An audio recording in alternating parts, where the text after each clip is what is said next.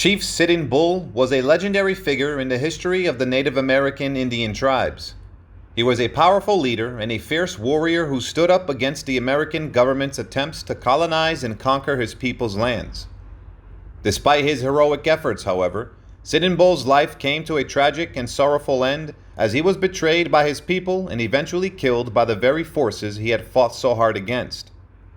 In this article, we will explore the life and legacy of Chief Sitting Bull and shed light on the struggles and hardships faced by Native American Indian chiefs and leaders in the face of colonialism and oppression.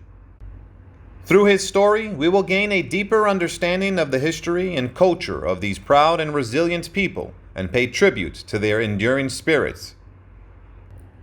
Once upon a time in Dakota Territory, around the year 1831, a baby boy was born to Jumping Bull and her holy door. He was part of the Hunkpapa division of the Lakota Sioux, a proud and fierce people. As he grew up, Jumping Badger showed great promise as a warrior. He was brave and skilled, and he quickly gained the respect of his fellow Sioux. When he was just 14 years old, he joined a group of Lakota warriors on a raiding party to take horses from a camp of Crow warriors. Despite his youth, he displayed great valor during the raid, and his bravery was celebrated with a ceremony marking his passage into manhood as a Lakota warrior.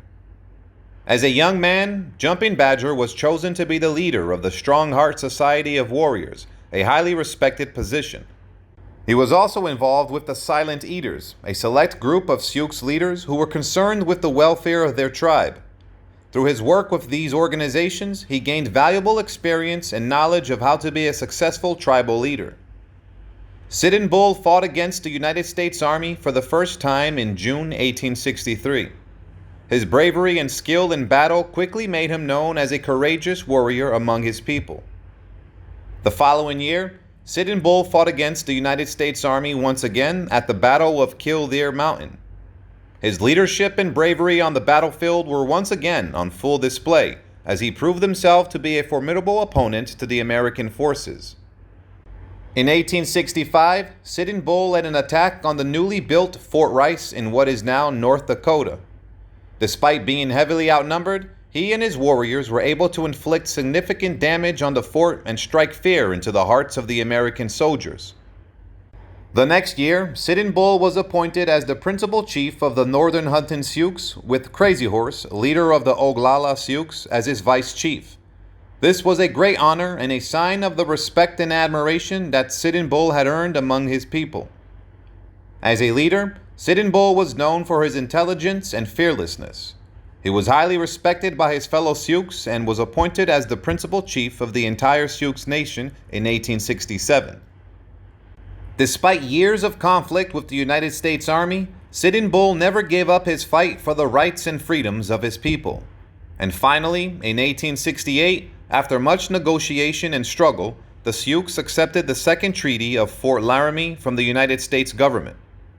This treaty guaranteed the Sioux a reservation in what is now northwest South Dakota and was a major victory for Sitting Bull and his people.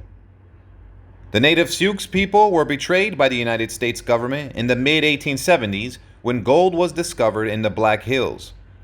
The white men violated the clauses in the treaty by invading lands that were guaranteed to the natives. The Sioux people resisted the white men's advance into their land, but this angered the United States government, which declared war on any native tribes that prevented it from taking over the land.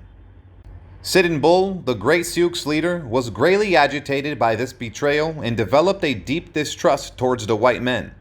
In 1876, he led a successful battle against the American forces, fighting against General George Armstrong Custer in what became known as the Battle at Little Bighorn. Sitting Bull's warriors wiped out Custer and all his men, delivering a crushing defeat to the American army. The United States government was greatly embarrassed by this defeat and increased its effort to capture the territory from Native American tribes. The natives fought bravely under the leadership of Sitting Bull, but the steady encroachment of the whites threatened the tribe's survival. Despite their valiant efforts, the Sioux people were eventually forced to surrender to the United States authorities. Sitting Bull and his remaining followers moved across the border into Canada in May 1877, where they stayed for 4 years before returning to the Dakota Territory in 1881. However, his return was not a happy one, as he was imprisoned until 1883. In 1885, Sitting Bull was allowed to leave the reservation and go to Wild Westing with Buffalo Bill Cody's Buffalo Bill's Wild West as a performer. There he became a celebrity and earned a small fortune, which he generously gave away to the less fortunate. After 4 months, he returned home. Sitting Bull's most memorable moment was his display of courage and valor in the Battle of the Little Bighorn, one of the major conflicts in the Great Sioux War of 1876 between the Sioux tribes and the United States. The tribes achieved an overwhelming victory in the battle by defeating the United States 7th Cavalry led by George Armstrong Custer. Sitting Bull will always be remembered for his heroic efforts and his role as a leader in the defense of his people. Sitting Bull, the Lakota leader, had several wives according to the customs of his tribe. His notable wives were Light Hair, Four Robes, Snow on Her, Seen by Her Nation, and Scarlet Woman. He was a father to many children and also adopted several others. In 1890, James McLaughlin, the United States Indian agent at Fort Yates on Standing Rock Agency, became apprehensive that Sitting Bull was about to flee the reservation with the ghost dancers. He ordered the police to arrest him. On December 14, 1890, McLaughlin drafted a letter to Lieutenant Henry Bullhead, an Indian Agency policeman, containing instructions and a plan to capture Sitting Bull. The plan called for the arrest to take place at dawn on December 15th and recommended the use of a light spring wagon to facilitate removal before his followers could rally. However, Bullhead decided against using the wagon. He intended to have the police officers force Sitting Bull to mount a horse immediately after the arrest.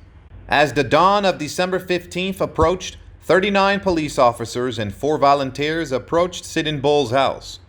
They surrounded the house and entered after knocking. Bullhead, the Indian Agency policeman, told Sitting Bull that he was under arrest and led him outside. Sitting Bull and his wife tried to buy time as the camp awakened and men converged at the house. Bullhead tried to convince Sitting Bull to mount a horse by saying that the Indian Affairs agent wanted to see the chief and that Sitting Bull could then return to his house. However, Sitting Bull refused to comply, and the police resorted to using force on him. This enraged the Sioux in the village. Catch the Bear, a Lakota, aimed his rifle and shot Bullhead, who responded by firing his revolver into Sitting Bull's chest. Another police officer, Red Tomahawk, shot Sitting Bull in the head, causing him to fall to the ground. Sitting Bull died between 12 and 1 p.m. As the chaos ensued, a close quarters fight broke out, and within minutes several men were dead. 6 policemen were killed immediately by the Lakota, while 2 more succumbed shortly after the fight, including Bullhead. In retaliation, the police killed Sitting Bull and 7 of his supporters at the site, along with 2 horses. It was a tragic end to the life of the Lakota leader who had fought to protect his people's rights and way of life. Sitting Bull's body was taken to Fort Yates, where it was placed in a coffin and buried. Despite the devastating loss, a monument was installed to mark his burial site after the remains were reported to South Dakota.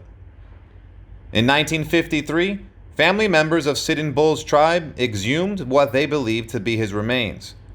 They transported his remains for reinterment near Mobridge, South Dakota, his birthplace. A monument was erected there to honor the famous Lakota leader.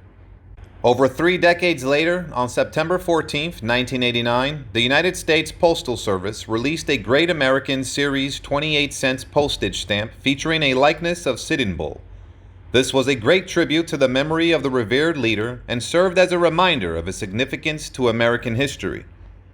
Sitting Bull's life and legacy continue to be celebrated in popular culture. Several Hollywood motion pictures and documentaries have been made about him and the Sioux tribe's culture. His bravery, wisdom, and leadership are still remembered and admired by many.